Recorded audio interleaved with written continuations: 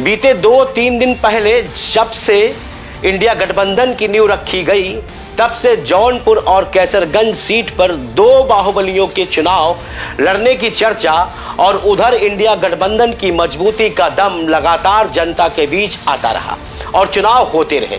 लेकिन इस चुनाव में एक बहुत बड़ा फेरबदल ये देखने को मिला कि चाहे बहुजन समाज पार्टी हो या समाजवादी पार्टी, दोनों ही पार्टियों ने अपने अपने प्रत्याशियों के टिकट एक नहीं बल्कि कई बार बदले।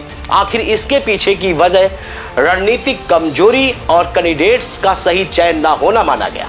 लेकिन इन सब के बीच तीसरे चरण के मतदान से पहले एक नए राजनीतिक घटनाक्रम ने पूरे उत्तर प्रदेश की राजनीति को ही यू टर्न दे दिया। इंडिया जंक्शन की खास पेशकश श्रीकला ने क्यों मैदान छोड़ा, मैं आज हम आपको दिखाएंगे कि आखिर इतने बड़े बाहुबली की पत्नी का टिकट काटा गया या फिर उन्होंने टिकट खुद ही वापस कर दिया। ये पूरा विश्लेषण इस समय राजनीतिक गलियारों की चर्चा का विषय बन गया है, जिसके जवाब में उत्तर प्रदेश की जनता जानना चाहती है और आज उन्हीं हर सवालों के जवाब में हम इंडिया जंक्शन की इस खास पेशकश के जरिए आप तक पहुंचाएंगे। जी हाँ, मैं पीयूष मणि अवस्थी पूर्वांचल की राजनीति पर तमाम मुद्दों के साथ हम पहले भी कई बार अपने सीरीज में आपको राजनीति से जुड़े तमाम तथ्य दिखा चुके हैं और बता भी चुके हैं। लेकिन इस बार काफ़ी दिलचस्प और काफ़ी रोमांचक मुकाबले से भरी कहानी यानी जौनपुर की सीट की कहानी आज सुनिए मेरी जुबानी। दरअसल धनंजय सिंह भले ही कह रहे हैं कि उनकी पत्नी श्रीकला का टिकट बसपा ने काट दिया, गलत किया, लेकिन पार्टी के प्रदेश अध्यक्ष विश्वनाथ पाल का कहना है कि रविवार शाम तक मजबूती से चुनाव लड़ने की बात कह रही श्रीकला ने देर रात हमारे कोऑर्डिनेटर रामचंद्र गौतम को फोन कर चुनाव न लड़ने की बात कही। पाल ने बताया कि धनंजय की पत्नी ने गौतम से कहा कि उनके ऊपर पारिवारिक दबाव है, इसलिए वो अब चुनाव नहीं लड़ेंगे। प्रदेश अध्यक्ष का स्पष्ट तौर पर कहना कि यदि श्रीकला का टिकट काटना होता तो नामांकन के अंतिम दिन का इंतजार न किया जाता। पाल की बातों में अगर दम है तो इससे कुछ सच्चाई भी नजर आ रही है, क्योंकि जिस तरह से नीतीश कुमार ने एनडीए गठबंधन का दामन थामा, उसके बाद धनंजय सिंह जौनपुर से चुनाव लड़ने के लिए पूरी तरह से तैयार दिख रहे थे।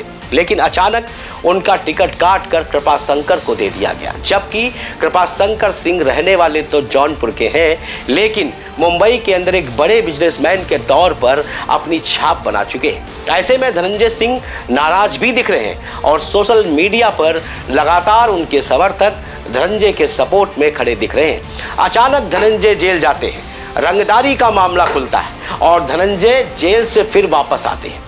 आम जनता को लगता है कि पति के बाहर आने से अब पत्नी का जज्बा और भी मजबूती के साथ आगे बढ़ेगा और जौनपुर की कमान धनंजय की पत्नी और धनंजय मिलकर ही संभालेंगे। लेकिन अचानक पूरा माजरा पलट जाता है। अगर पूरे घटनाक्रम के पीछे किसी तरह का जवाब या साजिश नहीं है तो जिस तरह बसपा के प्रत्याशी ने अंतिम दिन नामांकन किया, उसी तरह श्रीकला निर्दलीय मैदान में क्यों नहीं उतरी, ये सवाल भी कहीं ना कहीं दबाव की राजनीति को बयां करता दिख रहा है। श्रीकला को जौनपुर से टिकट देने की घोषणा बसपा के राष्ट्रीय महासचिव मेवालाल गौतम ने 16 अप्रैल को प्रत्याशियों की 5वीं सूची में की थी। सोमवार को जारी 13वीं सूची में जौनपुर से श्याम सिंह यादव उम्मीदवार बनाए जाने की जानकारी दी गई। यानी कि अप्रैल से ही मई के बीच में, यानी कि अप्रैल से लेकर मई के बीच में 5वीं सूची से 13वीं सूची के बीच इतना बड़ा फेरबदल कैसे देखने को मिला, और वो भी तब जब धनंजय सिंह जेल से बाहर आ चुके हों। गौर करने की बात है कि नामांकन के अंतिम दिन रात 1 बजे टिकट मिलने के बाद नामांकन की प्रक्रिया खत्म होने के से पहले श्याम सिंह ने पर्चा भी दाखिल कर दिया। बसपा से पहले ही श्रीकला के नामांकन के बाद श्याम सिंह के पर्चा दाखिल करने पर धनंजय सिंह कह रहे हैं कि उनकी पत्नी का टिकट बसपा ने काट कर अच्छा नहीं किया। इस पर बसपा के प्रदेश अध्यक्ष सवाल उठाते हुए कहते हैं कि अगर उनका टिकट काटना ही होता तो नामांकन का अंतिम दिन आने से पहले ही बदल दिया जाता। रविवार देर शाम तक हमारे लोग जौनपुर में चुनाव कार्यालय खुलवाने में ना लगे होते। उन्होंने बताया कि रविवार रात 11:30 पार्टी के कोऑर्डिनेटर गौतम के पास श्रीकला का फोन आता है। श्रीकला बताती हैं कि वो चुनाव नहीं लड़ेंगी। इस पर बहन जी यानी कि बसपा प्रमुख मायावती ने रात में ही पार्टी के मौजूदा सांसद श्याम सिंह को टिकट देने का निर्णय ले लिया। पूरे घटनाक्रम के पीछे धनंजय पर भाजपा का दबाव या डील के सवाल पर पाल कहते हैं कि ये तो धनंजय ही बता सकते हैं, लेकिन वो मानते हैं कि यदि श्याम सिंह की तैयारी ना होती तो अंतिम क्षणों में नामांकन ही ना हो पाता और बसपा जौनपुर के चुनाव मैदान से बाहर हो जाती। पार्टी के नेता पूरे घटनाक्रम के पीछे साजिश की आशंका जताते हुए सवाल उठाते हैं कि आखिर कौन नहीं जानता कि सूरत लोकसभा सीट पर निर्विरोध निर्वाचन के लिए किसने क्या किया। धनंजय की पत्नी ने चुनाव लड़ने से इनकार किया हो या फिर टिकट वापस किया हो, लेकिन बसपा के लिए अब जौनपुर सीट पर जीत का राह आसान नहीं है। पिछले चुनाव में सपा से गठबंधन के चलते बसपा के श्याम सिंह यादव 80,936 मतों के अंतर से जीत दर्ज करने में कामयाब रहे थे। वर्ष 2014 के चुनाव में भाजपा 1,46,000 मतों के अंदर से जीती थी।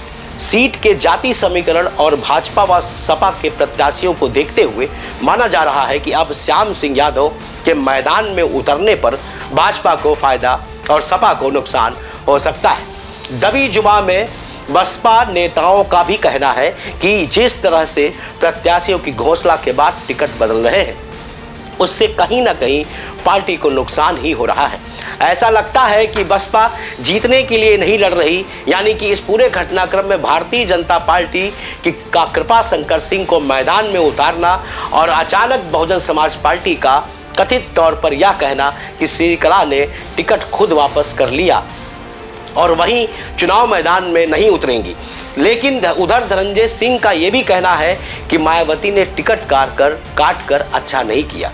इन दिनों इन दोनों ही बातों के बीच में अगर देखा जाए तो आम जनता की नज़र में एक चीज और छिप रही है और वो तथ्य है कि ब्रजभूषण शरण सिंह के बेटे करणभूषण को टिकट मिला। ब्रजभूषण शरण सिंह शांत बैठे रहे। अमित शाह का उत्तर प्रदेश दौरा और उसके बाद धनंजय सिंह की रिहाई और फिर श्रीकला का बड़ी शालीनता के साथ चुनाव मैदान में चुप बैठ जाना, ये कुछ 3 प्रकरण ऐसे हैं जो ये बता रहे हैं कि इनका कनेक्शन आपस में कहीं ना कहीं जरूर है। क्योंकि आप सभी जानते हैं कि जिस तरह से अभय सिंह ने धनंजय सिंह को अभी हाल ही में अपने रडार पर लिया था और अभय इस समय खास पावर में है और उधर ब्रजभूषण शरण सिंह के संबंध धनंजय सिंह से बेहतर है। कहीं ऐसा तो नहीं कि ब्रजभूषण शरण सिंह को ही ये जिम्मेदारी दी गई हो कि धनंजय सिंह को शांत कराकर जौनपुर में बीजेपी की सीट का रास्ता साफ कर दिया जाए, जिससे न सिर्फ ब्रजभूषण शरण सिंह का दबदबा कैसरगंज में दिखाई पड़े बल्कि जौनपुर की धरती पर भी ये दोनों ही ठाकुर नेता और खुद मायावती बीजेपी की बी टीम बनकर कृपाशंकर को मजबूती दे। फिलहाल ये तो राजनीति है, राजकाज चलता रहेगा और हम भी नए नए मुद्दों के साथ आपके सामने आते रहेंगे। आपको हमारा ये खास सेगमेंट कैसा लगा हमें अपनी प्रतिक्रिया जरूर दीजिए। हमारे चैनल इंडिया जंक्शन को लाइक, शेयर और सब्सक्राइब कीजिए और अगर आपके पास है कोई ऐसा मुद्दा जो हमारे चैनल पर आपके जरिए आम जनता के बीच पहुंचाया जा सके तो प्लीज़ नीचे दिए गए नंबर पर कॉल जरूर करिए। Stay with us. खबरों से जुड़े रहने के लिए सब्सक्राइब करें हमारा चैनल इंडिया जंक्शन।